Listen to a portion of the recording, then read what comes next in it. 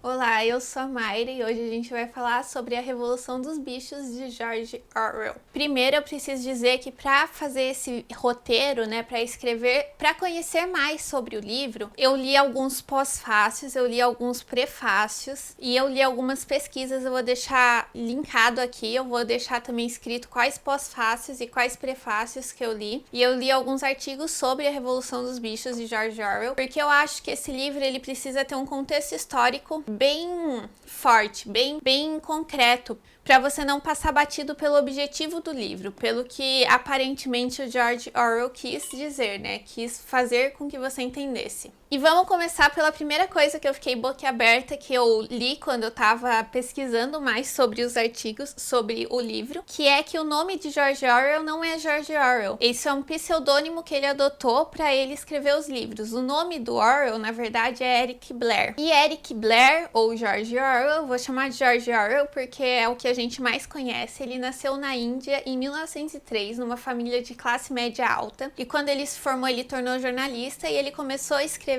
textos de críticas literárias, críticas ao governo, com viés esquerdista. E outro livro que ganhou brilho, que foi o 1984, vou até pegar aqui que ele tá do meu ladinho, que eu tô lendo ele agora. Foi o 1984, tô lendo nessa edição maravilhosa da Antofágica. E é muito difícil ganhar vida com livros, gente? É muito difícil ganhar vida com escrita até hoje, imagina naquela época. Então, para ele ganhar fama escrevendo livros, ele teve a ajuda de uma brasileira que viveu na Inglaterra desde os 17 anos de idade, a Mabel Lillian Sinclair, que eu vou deixar a fotinha aqui se eu achar a foto dela na internet. E foi essa mulher que convenceu um editor a publicar o primeiro livro do George Orwell, que foi Na Pior em Paris e Londres, em 1933. E assim, gente, George Orwell ele foi ter fama com os dois últimos livros que ele escreveu, que foi 1984 e A Revolução dos Bichos. Até lá, ele não teve fama, então ele não estava conseguindo ganhar muito bem a vida como escritor. Então ele fez várias coisas. Eu vou ler aqui uma listinha que eu fiz de algumas das coisas que ele fez, para vocês terem noção de como esse cara trabalhou em vários ramos. Ele lavou prato, ele trabalhou como policial, como professor de escola, atendente em livraria, editor, funcionário da BBC durante a Segunda Guerra Mundial, lutou em 1930 na Guerra Civil Espanhola e serviu como correspondente de guerra. Então assim, gente, ele fez de tudo e mais um pouco. Esse cara devia ter uma experiência de vida muito rica, porque, enfim, ele atuou em várias áreas. E assim, a gente pode dividir a carreira de escrita de Orwell em 3 fases, que é a fase documental, que ele escrevia obras autobiográficas, a fase naturalista, que ele escrevia críticas que tinha a ver com o momento que a sociedade estava passando, e a fase satírica, que é a fase desses 2 livrinhos aqui, gente? 1984 e A Revolução dos Bichos. E A Revolução dos Bichos, ela foi publicada em 1945. Ela tem o formato, o formato do texto dela é o formato de fábula, e ela foi publicada para falar sobre utopias que deram totalmente errado. E ele fala sobre metáforas muito importantes, principalmente no regime soviético, que é a civilização forçada em 1930 e a queda do Nicolau, que foi metaforada pela queda do Seu Jones, que é um personagem do livro, que enfim, vocês vão entender, Seu Jones é o dono da fazenda, que cuidava dos animais, enfim, ele caiu, assim como Nicolau caiu na Rússia. E os problemas que estavam acontecendo nesse final de 1945, enfim,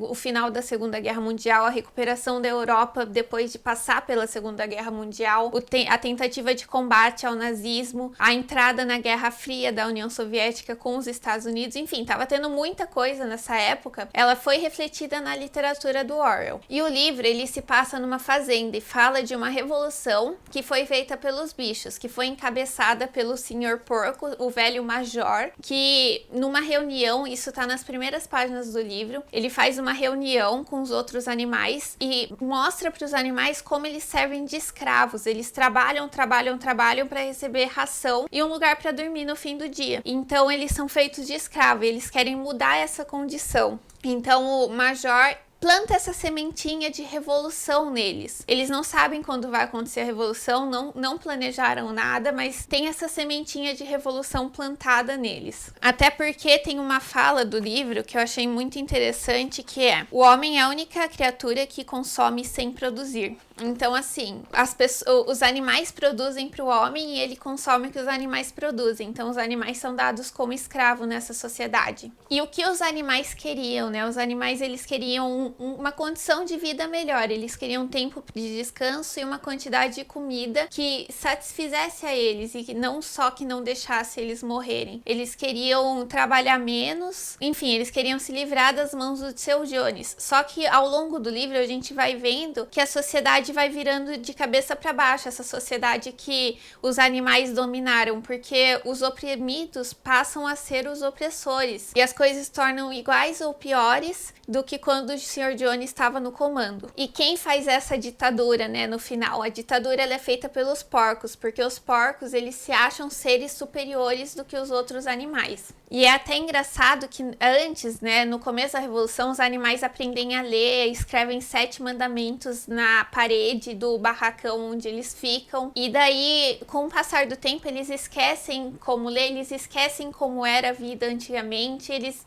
passam a esquecer de tudo. É muito parecido com o livro que eu tô lendo agora, que é 1984, que o esquecimento é a arma da opressão, né? Então as pessoas esquecem e passam a aceitar verdades que foram criadas depois do esquecimento. E a revolução, ela acontece quando os animais passam fome. Teve um dia que o Seu Jones, ele, enfim, chegou bêbado em casa, à noite ele estava bêbado e esqueceu de colocar comida para os animais. Então, nesse dia, os animais se rebelam contra o Seu Jones e atacam a casa, a sede da fazenda lá, onde Seu Jones está, e eles expulsam os Seu Jones da fazenda. E isso tem uma semelhança muito grande com a Revolução Francesa, né? Que, se eu não me engano, a Revolução Francesa aconteceu quando o preço do pão subiu. Então, ou eu luto ou eu morro de fome, porque eu não tenho dinheiro para comprar nem pão. Então, sem planejar nada, os animais vão lá e atacam a casa do Seu Jones para conseguirem comida. E essa é a forma de revolução, né? A ruptura com o antigo sistema, a ruptura para conseguir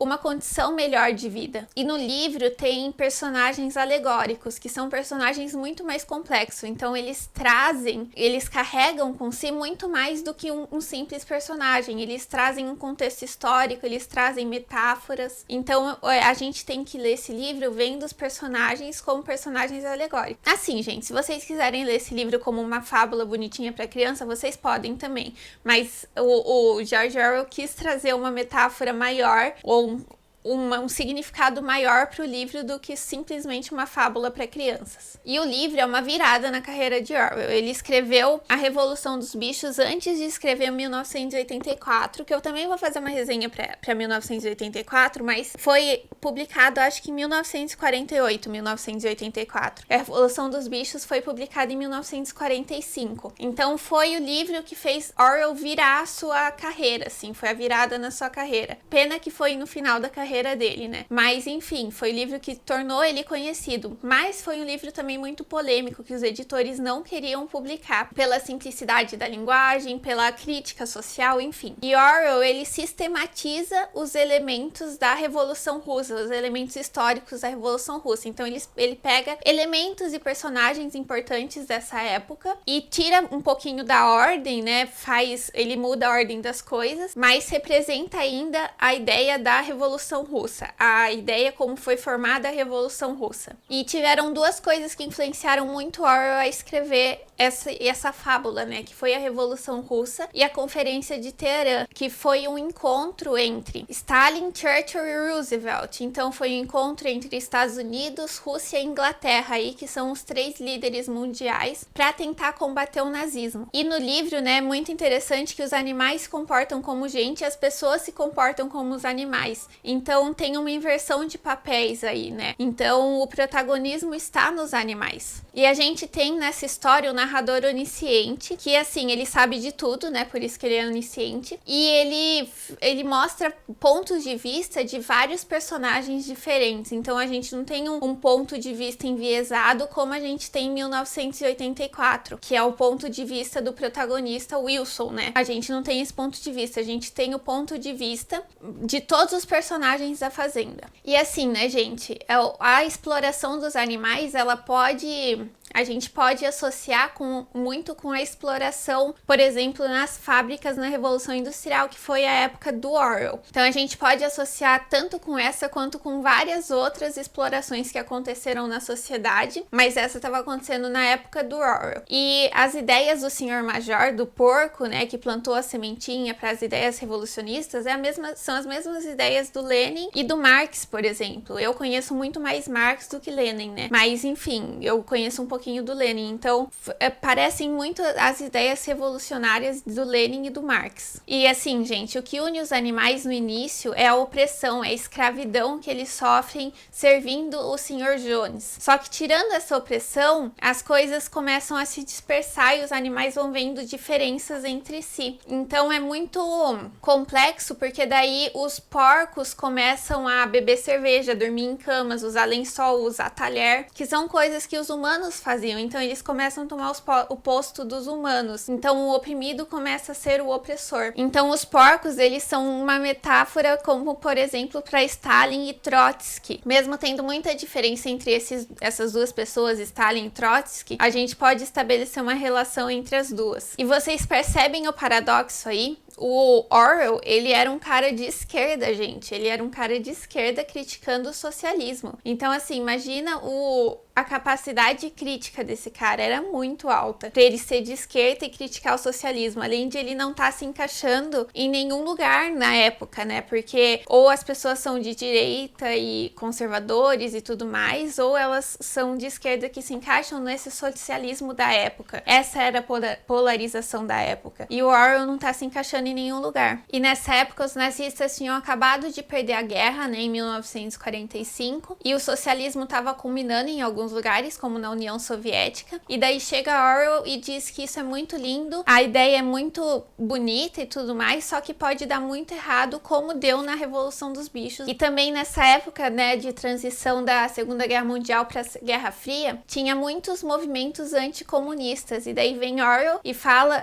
que é um cara de esquerda falando que o socialismo dá errado. Vocês percebem a grandiosidade da escrita do Orwell nessa época? Até porque a direita e a esquerda não são dois blocos fechados, né, gente? É muito mais complexo que isso.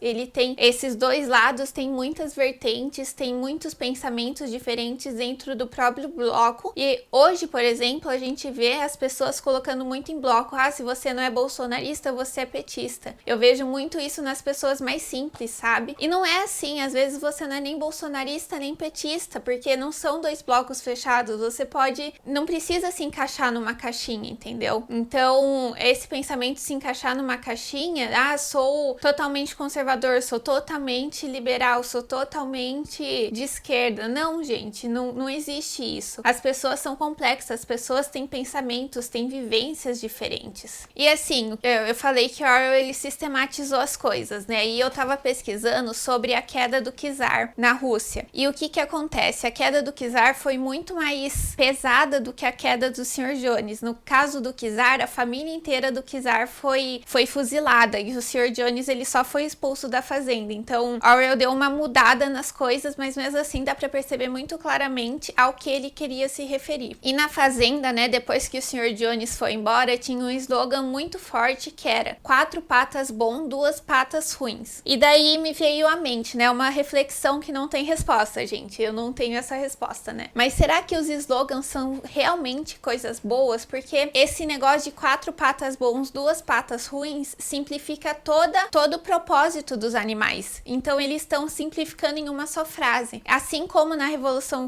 Francesa, igualdade, liberdade e fraternidade simplificava toda uma luta, né? Toda a complexidade de uma ideia, de um ideal. E eu fico pensando, será que é bom mesmo? Será que não simplifica muito uma luta, esses slogans que existem? E os porcos, né, gente, quando eles fizeram essa ditadura, esse negócio, esse regime na fazenda, que os porcos se tornaram os opressores, eles falavam que era bom para os outros animais eles serem os opressores, porque os animais se livrariam do trabalho árduo da liderança. A liderança é algo muito trabalhoso, muito mais trabalhoso do que o trabalho manual que os animais estavam fazendo na fazenda. Então era bom para eles. E quando as pessoas vêm com esse discursinho de eu liderar é bom para vocês, desconfiem, gente, desconfiem que é fria. É tipo nos relacionamentos abusivos, né?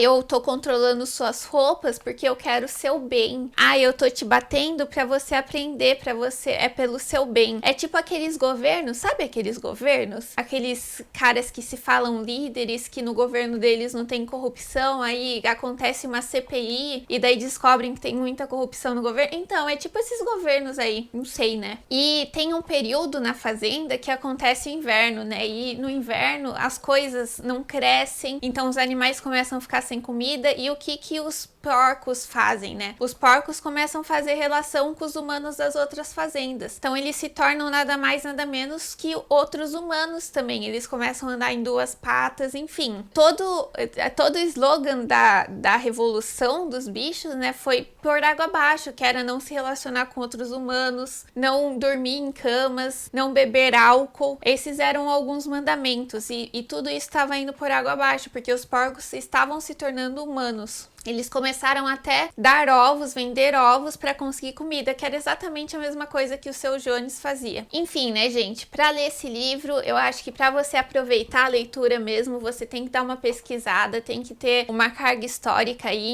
Então joga no Google, gente, o que estava acontecendo no final de 1945. E assim, tem algumas reflexões que eu posso deixar para vocês para ajudarem vocês na leitura do livro. Então, até que ponto o oprimido ele quer reverter a situação que está acontecendo, né? E se torna, na verdade, o opressor, começa a repetir as ações do opressor. Quem é opressor e quem é proletariado no livro, né, gente? Quem é quem aí? E o escritor, o Orwell, ele vai além de corrupção, ele vai além de oprimido, opressor, ele quer dizer, ele quer mostrar como uma sociedade se organiza e quais são as consequências dessa organização. Até porque até hoje a gente sofre dessa organização, né? Sempre quem tá no poder ou é corrupto igual ou se transforma corrupto porque segue as regras do jogo. Então, por exemplo, finge que um cara que tá há 30 anos no poder se elege falando que vai mudar tudo. Ele vai mudar tudo? Não, ele não vai mudar tudo. Ele vai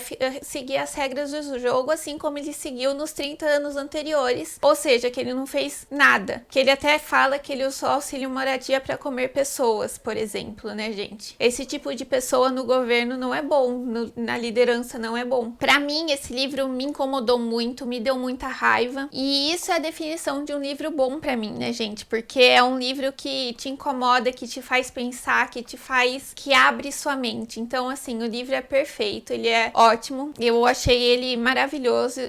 A leitura dele é super rápida. Você pega as referências muito rápido, mesmo não tendo contexto histórico, você pode colocar nos dias de hoje. Então, é exatamente o que tá acontecendo nos dias de hoje com o governo que a gente tem. Então, assim, é muito bom o livro. Ele se renova, ele cumpre todo o propósito que ele estabeleceu de ser uma fábula, de passar uma mensagem. E é isso que eu tinha pra falar hoje. Espero que vocês tenham gostado. Se ficaram até aqui, curtam o vídeo, se inscreva no canal, que é muito importante. A gente tá quase chegando a 1000 inscritos. É isso, um beijo e até o próximo vídeo.